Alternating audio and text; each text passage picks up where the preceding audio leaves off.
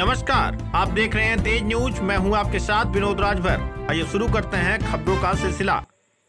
समीक्षा बैठक में पहुंचे ओम प्रकाश राजभर, सपा पर कसा तंज। आजमगढ़ पहुंचे उत्तर प्रदेश के पंचायती राज मंत्री ओम प्रकाश राजभर ने अतरौलिया डाक बंगले पर समीक्षा बैठक करने के बाद जहां सपा पर हमलावर रहे वहीं प्रदेश सरकार की जमकर तारीफ किया। गुरुवार को अतरौलिया स्थित डाक बंगले में उत्तर प्रदेश के पंचायती राज मंत्री ओम प्रकाश राजभर ने समीक्षा बैठक करने के बाद पत्रकारों से बातचीत के दौरान कहा कि महाकुंभ के सफल आयोजन पर देश के प्रधानमंत्री व उत्तर प्रदेश के मुख्यमंत्री को धन्यवाद देता हूं। दोनों लोगों के कुशल नेतृत्व में सूझबूझ व तैयारी के साथ सकुशल महाकुंभ को सफल कराना। पूरी दुनिया में इतना बड़ा कार्य पहली बार हुआ है कि 66 करोड़ लोगों को स्नान कराना और उनको सुरक्षित अपने घर पहुंचा देना। यह भूमिका निभाना कोई खिलवाड़ नहीं। विपक्ष इस पर भी सवाल उठाता है। विपक्ष का काम ही वही है। विपक्ष कुछ सही बात भी कर लिया करे। पुलिस के लोगों ने जिस बहादुरी के साथ लोगों से हाथ जोड़कर निवेदन करते हुए सकुशल महाकुंभ को सफल कराया और कहीं भी हथियार नहीं चलाया, यह बहुत बड़ी उपलब्धि है। समाजवादी पार्टी के रावण वाले बयान पर तंज कसते हुए मंत्री ओपी राजभर ने कहा कि रावण को क्यों बदनाम कर रहे हैं, वह अपने अंदर देखें। मानव के भेष में भी मानव का हक लूट रहे हैं। 27% आरक्षण किसी को दिए क्या? यह खुद लुटेरे हैं। अति पिछड़ों का हक लूटे। 12% वोट मुसलमान का लेकर उन्हें झुनझुना पकड़ा दिए।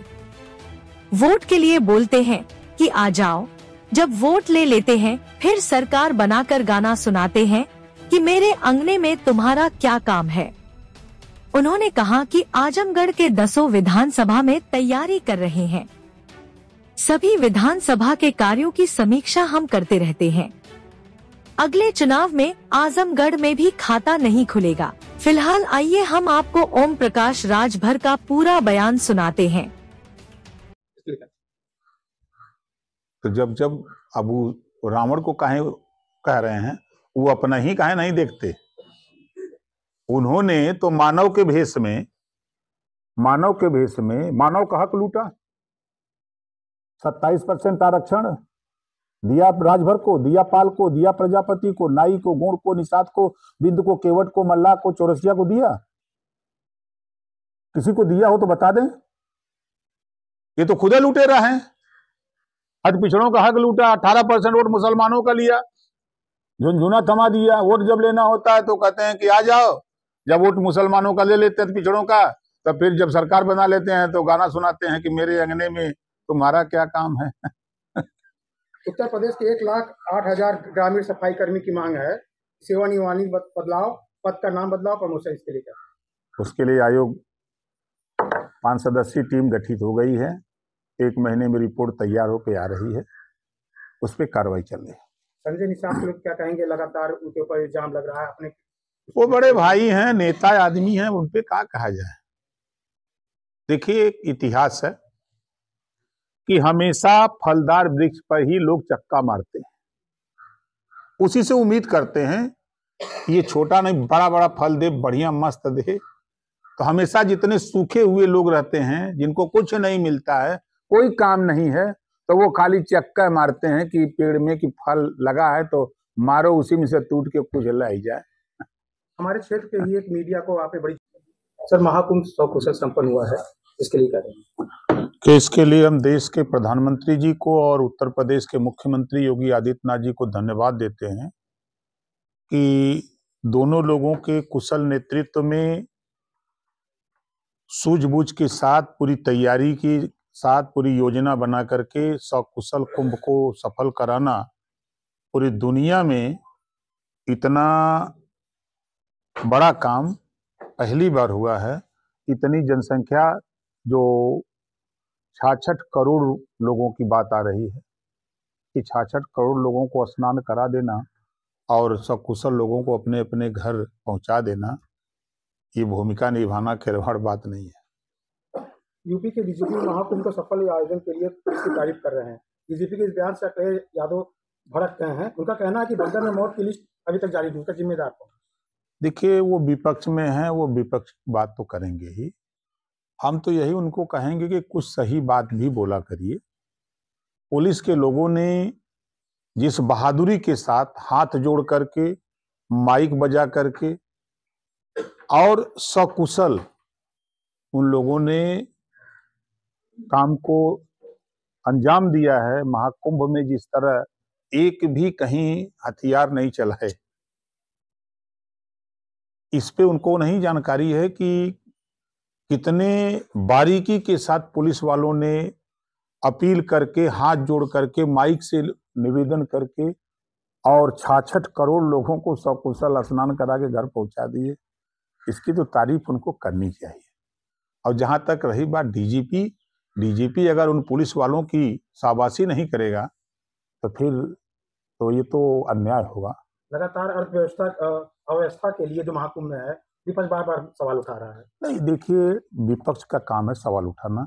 आप उसको देखिए, अगर अर्थशास्त्री होते तो ये बात की नहीं करते। आज अयोध्या को ले लीजिए, बनारस को ले लीजिए और प्रयागराज, आप अगर उठा के देखेंगे तो करोड़ों लोगों को रोजगार मिला है। गाड़ी वाले को मिला, सरकार को भी फायदा हुआ, चाय वाले को फायदा हुआ, कपड़े वाले को फायदा हुआ, भोजन वाले को, हर तरह के हर काम करने वाले लोगों को प्रॉफिट हुई है। उस पे तो ध्यान नहीं है, खाली बुराई पर ध्यान है, तो क्या किया जाएगा। भोजपुरी क्या मौका देना चाहिए चुनाव भाजपा? क्या दिक्कत है, बढ़िया है, वो सपा में शामिल हो, चाहे जहां शामिल हो, तो शामिल होने से क्या होगा। देखिए, ये वो समाजवादी पार्टी है जिस समाजवादी पार्टी ने पिछड़ों के नाम पर पिछड़ों का वोट लिया, मुसलमानों का वोट लिया, सामान्य वर्ग का वोट लिया। वोट लेने के बाद आप उठा के देखिए कि मुसलमानों को कुछ नहीं दिया, जुल्हा दुनिया अंसारी, साईं दर्जी फकीर को नहीं दिया, पाल प्रजापति को नहीं दिया, राजभर चौहान, बिंद केवट मल्ला निषाद को नहीं दिया, चौरसिया गुप्ता को नहीं दिया, राजपूत ब्राह्मण को नहीं दिया। खुलेआम जो काम इन लोगों ने किया है, 86 में 56 एसडीएम यादव को बनाया, तो प्रजापति तो नहीं दिखाई दिया, चौरसिया नहीं दिखाई दिया, राजभर नहीं दिखाई दिया, पाल नहीं दिखाई दिया, निषाद बिंद नहीं दिखाई दिया, मुसलमान नहीं दिखाई दिया, न राजपूत ब्राह्मण दिखाई दिया, न पटेल दिखाई दिया। मतलब दूसरी जाति नहीं दिखाई दे रही है। आवाज चिल्लाते हैं पीडीए, अब बनात काम का करते हैं। स्पीकर विधानसभा के अंदर जब प्रतिपक्ष का नेता बनाएंगे तब पीडीए नहीं याद आएगा। आप लगातार आजमगढ़ विशेषज्ञ और अतरौलिया विधानसभा क्या आपकी नजर 2027 में विधानसभा अतरौलिया सीट? हम आजमगढ़ जिले को 10 विधानसभा को तैयार कर रहे हैं। अभी आपने देखा कि अभी हम लोग मेहनगर विधानसभा में थे, जहां 25,000 लोग जुटे थे। अभी हम लोग हर विधानसभा के कामों की समीक्षा हम करते रहते हैं। तो अतरौलिया में क्या विधानसभा में प्रत्याशी अपना उठाना, या प्रत्याशी का कहाँ, अभी चुनाव कहाँ हो रहा है? 2027 की तैयारी? 27 तो हम 10 सीट पर यहाँ तैयारी कर रहे हैं। आपकी 10 सीट विधानसभा की नहीं, 10 सीट पर तैयारी कर रहे हैं। जो अहंकार है, घमंड है, लोगों को गुमराह करके वोट लेने का, प्रजापति के वोट को गुमराह करके लेते हैं, निषाद के वोट को गुमराह करके लेते हैं, पटेल के वोट को गुमराह करके लेते हैं, राजपूत ब्राह्मण भूमिहार को गुमराह करके लेते हैं, राजभर के वोट को गुमराह करके लेते हैं। उनका हिस्सा कौन देगा? 4-4 बार सरकार रही। हम तो पीडीए का नारा देने वाले लोगों से पूछना चाहता हूं कि एक बात खाली बता दो कि 27% आरक्षण सामाजिक न्याय समिति की रिपोर्ट तैयार है, एक बार भी समाजवादी पार्टी के जबान पे नहीं आ रहा है कि 27% आरक्षण बांट करके सबको आरक्षण दिया जाए। रोहिणी आयोग का गठन दिल्ली हुआ है, रिपोर्ट तैयार, समीक्षा भी हो गई। उस पे सदन से लेके या सड़क तक कभी समाजवादी पार्टी क्यों नहीं बोलती है? क्या कारण है? वोट तो चाहिए पिछड़ों का, और पिछड़ों को हक देने के लिए वो कमेटी बनी, वो आयोग बना हुआ है, तो उसको लागू कराने के लिए क्यों नहीं बोलते हैं? इनके जबान में ताकत क्यों नहीं है? पीडीए का नारा दे के वोट की बात खाली करेंगे? अब जनता सब जानती है। 2027 में एडीए का खाता आपकी बार क्या आजमगढ़ में किस तरह की तैयारियां? 100% आप देखिएगा ना, इनको वहां पहुंचाएंगे जहां थे। अखिलेश यादव